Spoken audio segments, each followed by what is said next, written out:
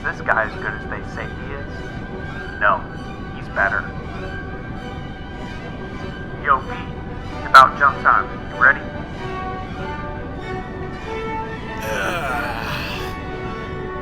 Ready as I'll ever be. But babe... Duty calls. Bravo 69, going dark. DJ, switch that shit.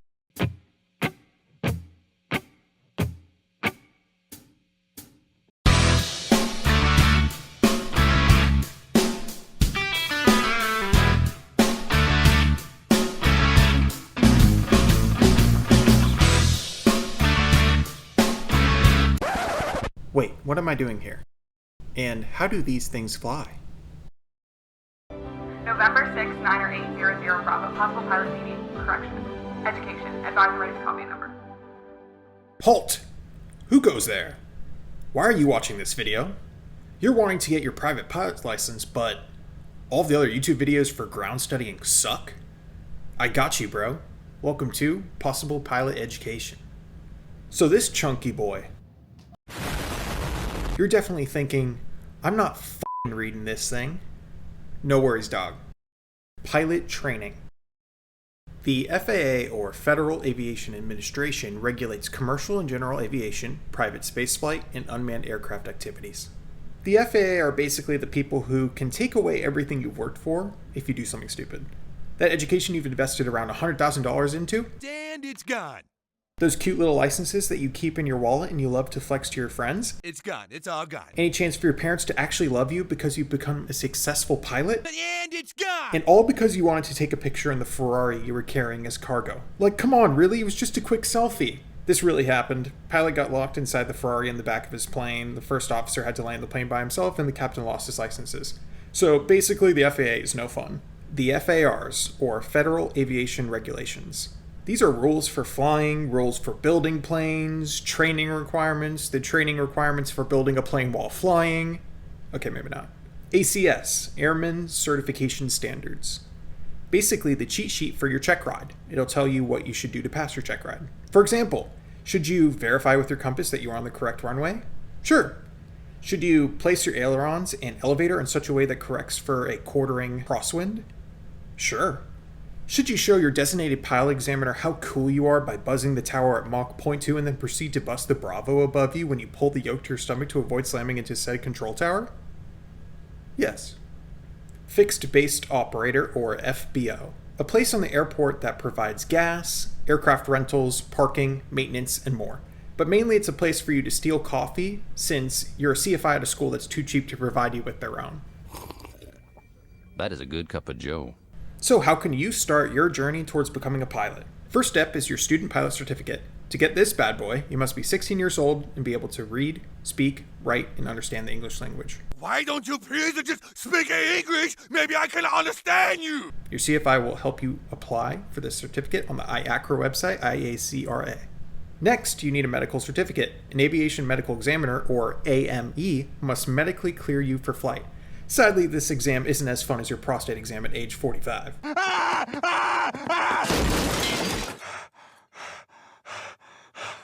What the hell was that? The AME will check your eyesight. Don't worry if you have glasses. As long as you're correctable to 20/20, you'll be fine.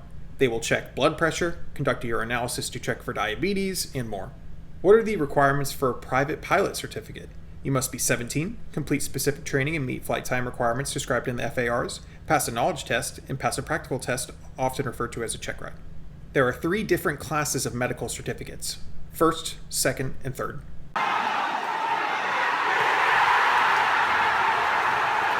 A first-class medical is required for airline transport. Second-class medical is required for other commercial positions. Third class is required for student, recreational, or private pilot operations. I would suggest obtaining a first-class medical if you plan to fly for the airlines. You don't want to invest around $100,000 just to figure out you cannot pass the first-class medical for whatever reason. If you're under 40 years old, a first-class medical is good for 1 year. A second-class medical is also good for 1 year. A third-class medical is good for 5 calendar years. When a first or second-class medical expires, they downgrade to a third-class medical. For example, if you obtain your first-class medical, you will have a first-class medical for the first year and a third-class medical for the 4 years following the expiration of the first-class medical. If you're over 40, a first class lasts for only 6 months. It then downgrades to a second class for 6 more months. Then it downgrades again to a third class for 1 more year. A second class lasts for 1 year. Then it downgrades to a third class for another year. A third class lasts for 2 years. So what do you do if your medical expires? Get another. This drink, I like it. I know, it's great, right? Another! Or for some godforsaken reason, I have another option I need to explain to you. Basic Med.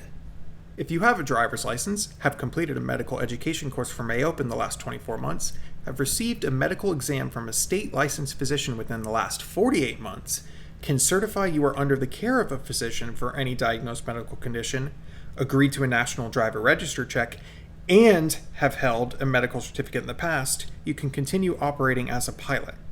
However, you can only operate below 18,000 feet MSL, operate an aircraft with no more than 6 occupants, and with a certified takeoff weight of no more than 6,000 pounds, fly at 250 knots, and not for compensation.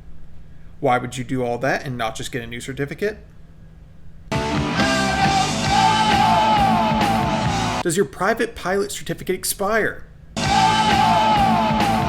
But you will need to complete a flight review every 24 calendar months to continue acting as pilot in command.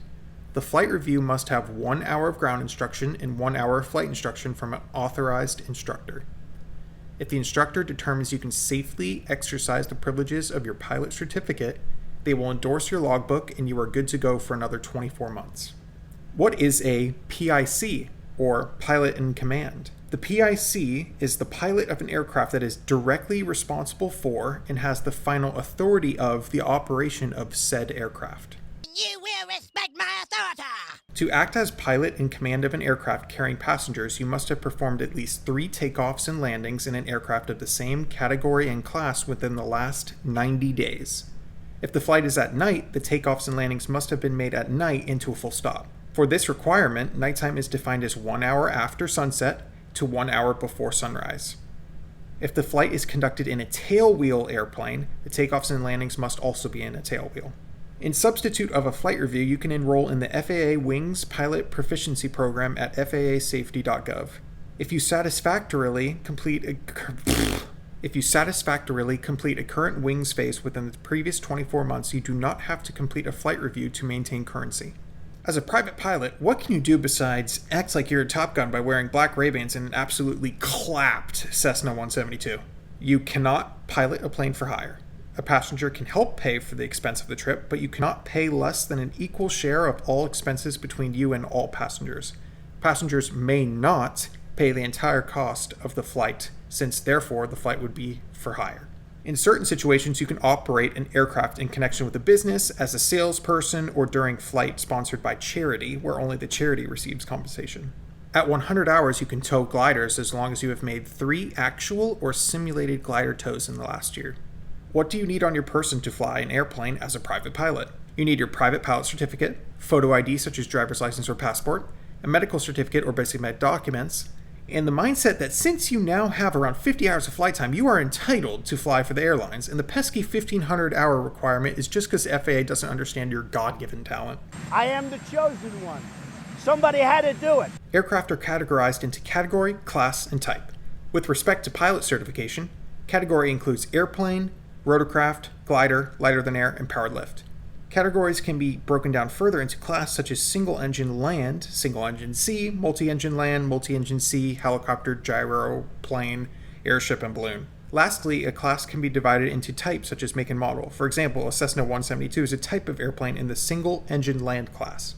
Your private pilot license will state the category and class of aircraft you are authorized to operate. With respect to aircraft certification, category relates to the aircraft's intended use. Categories in this instance include normal, utility, experimental, transport, acrobatic, and more.